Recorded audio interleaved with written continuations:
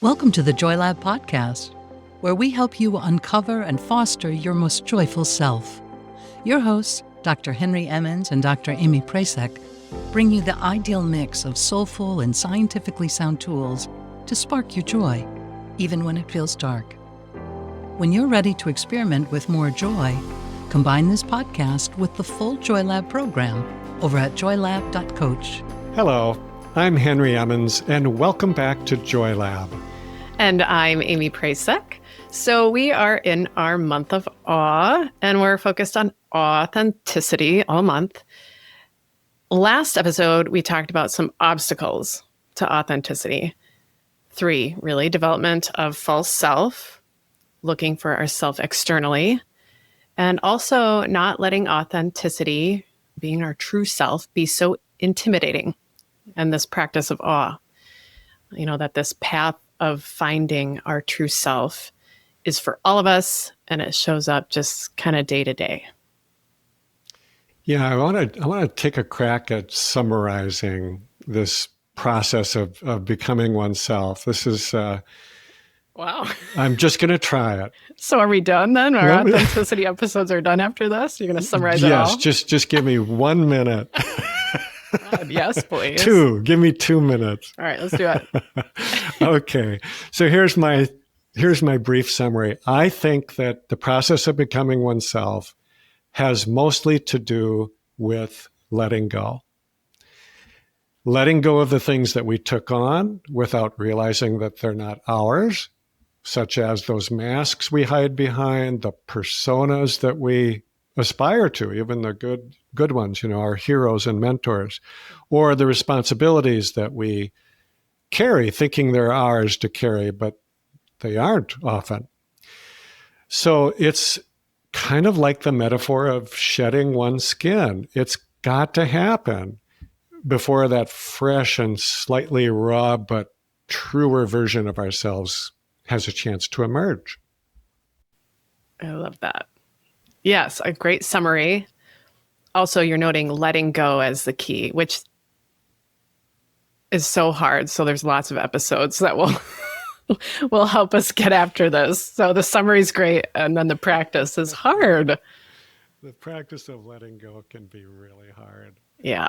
So we'll get into that too over these episodes. Also, last episode, we used that Merton quote as inspiration. And today we're going to kind of keep going with that quote to shift our attention from acknowledging obstacles and start getting more into the now what, those next steps we can take to uncover our authenticity, to let go, to shed our skin. So here's the Merton quote to start us off again. I'm going to add more to it, or more of what he said.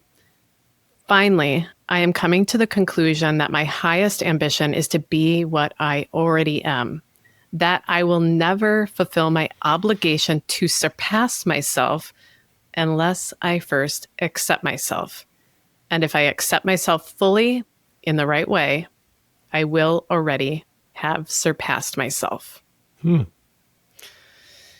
right. So there's this piece of just acknowledging, as we've highlighted here, as we acknowledge the obstacles of authenticity, it can really help us in that first step, I think, as Merton noted, coming to the conclusion that my greatest ambition is to be what I already am. Okay, so we've come to that conclusion. I'm realizing that I've maybe been putting on a lot of masks. I've people-pleased in ways that sacrifice my own well-being. So those realizations, those can be really powerful. I love Carl Jung's wisdom here, actually. He wrote, "Until you make the unconscious conscious, it will direct your life and you will call it fate." Oof. So we get conscious. We wake up. We realize that there's something else. We have to not just acknowledge and realize, but there are some new practices, patterns to prevent those obstacles from tripping us up again. And also to, I think as Merton notes, to fully accept ourselves, which can be a lot. Full acceptance of what and who we are right now. So we've done some great episodes on self-acceptance. And I'll link those in the show notes. But Henry, do you want to add anything here about how self-acceptance can open us up to our true self? Yeah, I'm thinking of how to use this very act of kind of awakening to true self, to use that as an opportunity for self-acceptance. So just this very, very initial step that happens when you realize, for example, you've been wearing a mask gives you an opportunity for self-acceptance. So let me try to get deeper into that. So it's like a starting point because it's right there. It just comes up right away as soon as we get to this point that we're not being our true selves. Because as soon as we realize that, for many of us, the very next knee-jerk reaction is to judge ourselves for having done that. Absolutely. Okay? So just as an example, if you realize you've been following a career path that's not really yours to follow, or not really what you wanted to be doing, you did it, I don't know, for whatever reason, please somebody else, then that automatic reaction might be to say to yourself, what was I thinking? I just wasted 5 years, or maybe it's 10 years, it could even be 30 years of my life doing something I didn't really like just because I thought it would make my parents happy, for example, or because we thought we needed a certain lifestyle, whatever the reason. As soon as the awareness rises, right behind it, there's often this reaction to feel badly about it. And specifically to feel badly about yourself.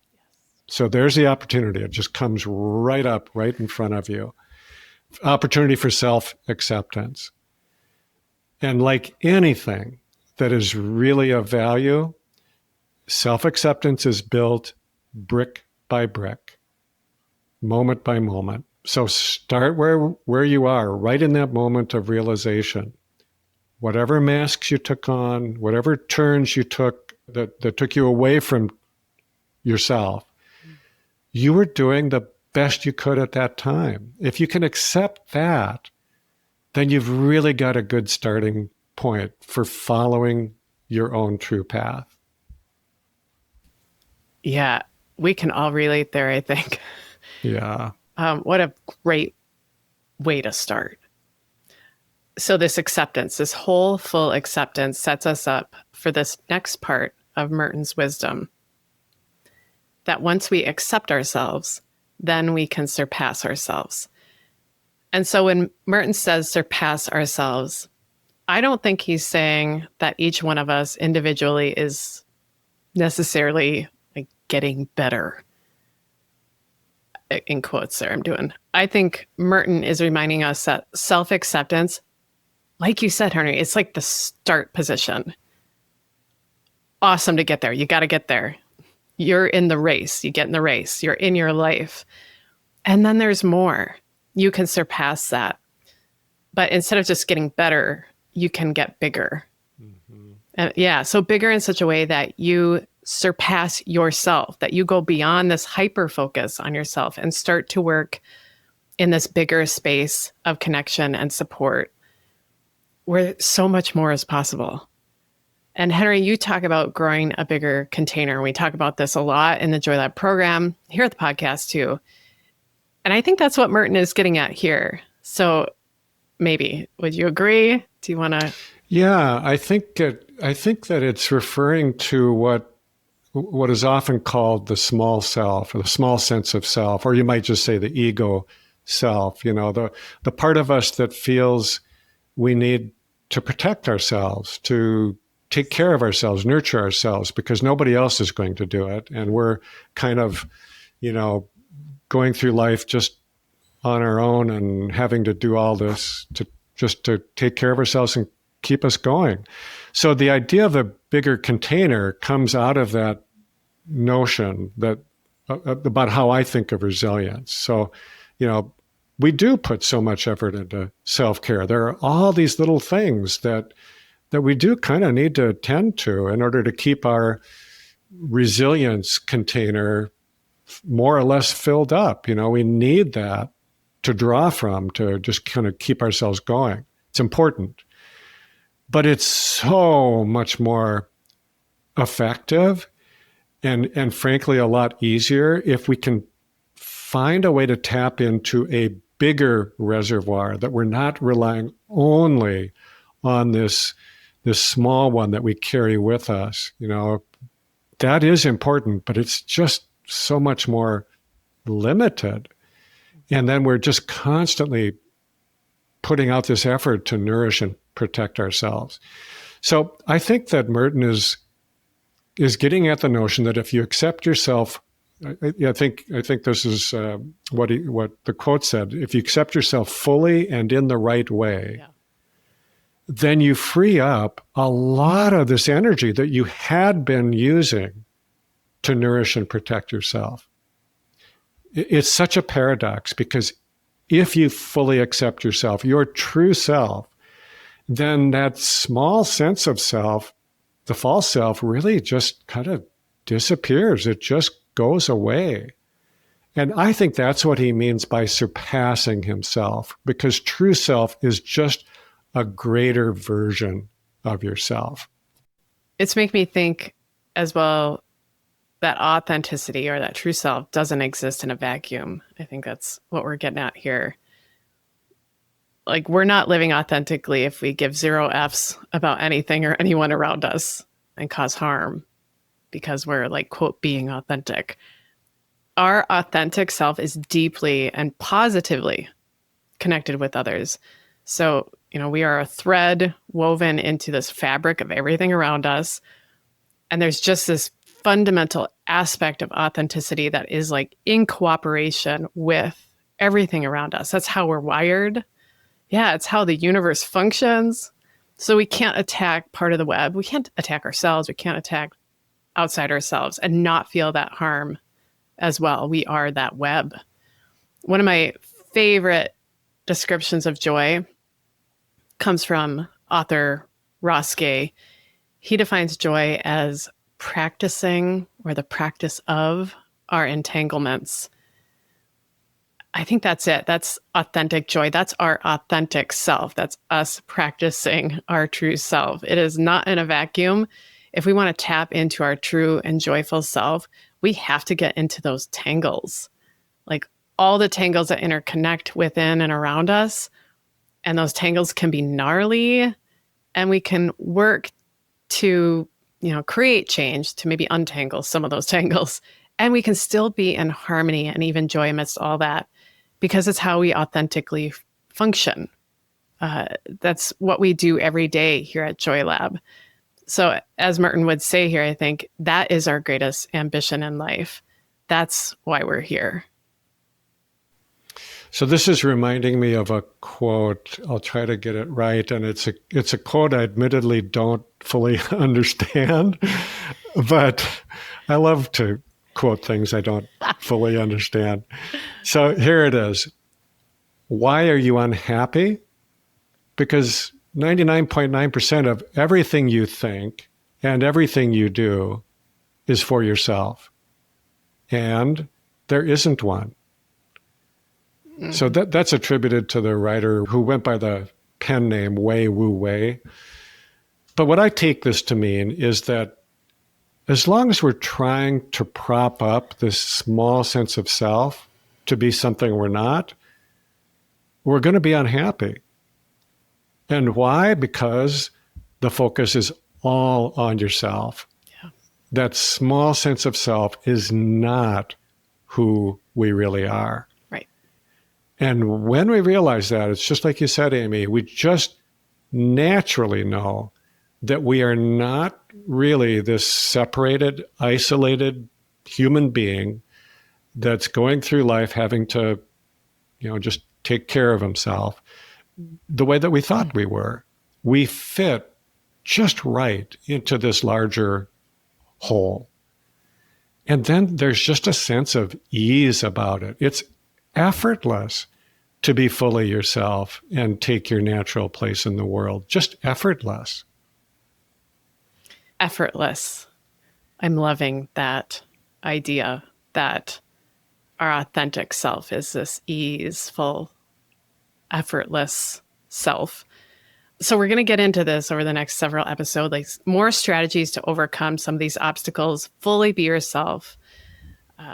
So everyone in the Joy Lab program, your experiments with awe will help you do that. But before we close, that effortlessness is making me think about the NBA finals. And I want to go there. And the WNBA season is starting. It's interesting. I just kept thinking about defense and offense as it related to authenticity during the NBA finals with Indiana and OKC. And I think that's because on this effortless, easeful, both OKC and Indiana had like a lot of scrappy defensive players. Oklahoma, completely known for that. And it is intense to watch, like how hard they were working to slow down SGA, for example, for Oklahoma. And it's kind of frantic when you watch it, that defense, that scrappy defense. But then you'd see SGA like make a few moves, get to the key and take just a smooth fall away jumper. And it was so serene amidst this wild defense around, like just a big contrast. And I'm not saying SGA wasn't working hard, but he was working different on offense.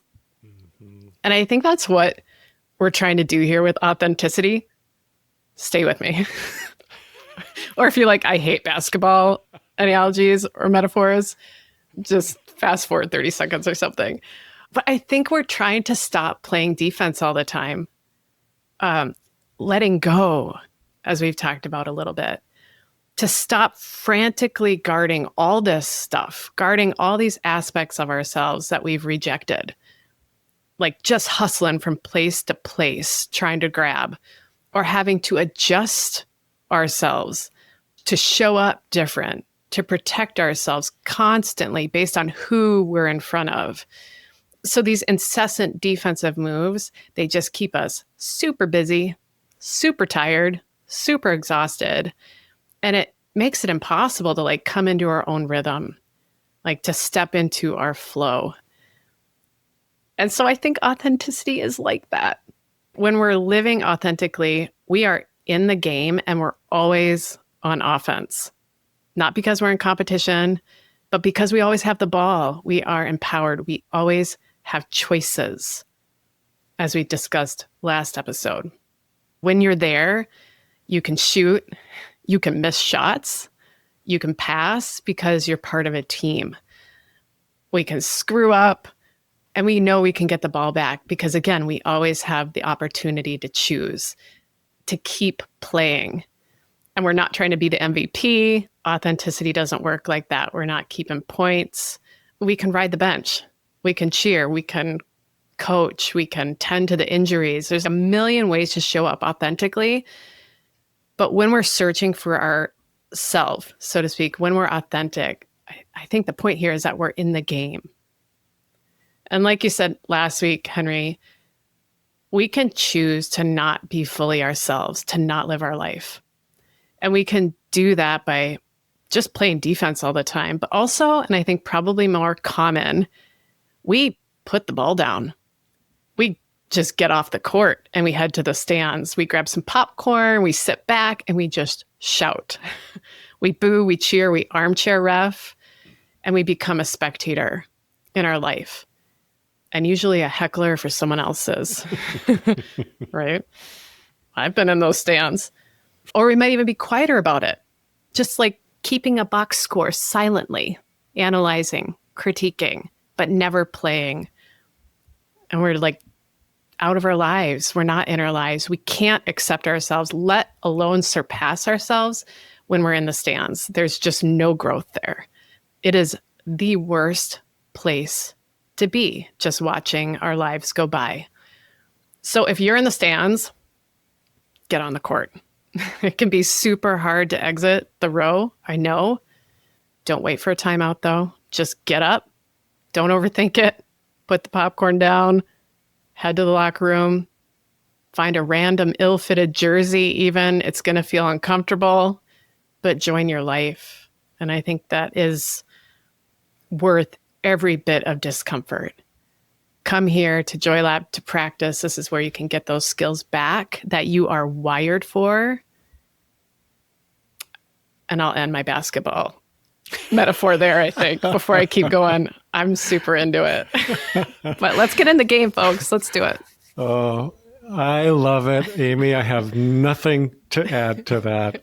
I'll just paraphrase a quote from the show Ted Lasso. Basketball is life. Oh, yes. Basketball's life. Yeah. Let's do it. Let's get on the court. Let's start playing. We can practice together, get more confident in our skills. We are all athletes for this one. All of us. We are all wired for it. And we'll keep working through our element of awe. We will practice these strategies to really help us tap into our authenticity. So stay with us. To close, well, I'm going to share some wisdom from writer and actor Tina Lifford. Here it is. When you know yourself, you are empowered. When you accept yourself, you are invincible. Thank you for listening to the Joy Lab podcast. If you enjoyed today's show, visit joylab.coach to learn more about the full Joy Lab program. Be sure to rate and review us wherever you listen to your favorite podcasts. Please remember that this content is for informational and educational purposes only. It is not intended to provide medical advice and is not a replacement for advice and treatment from a medical professional. Please consult your doctor or other qualified health professional before beginning any diet change, supplement, or lifestyle program. Please see our terms for more information.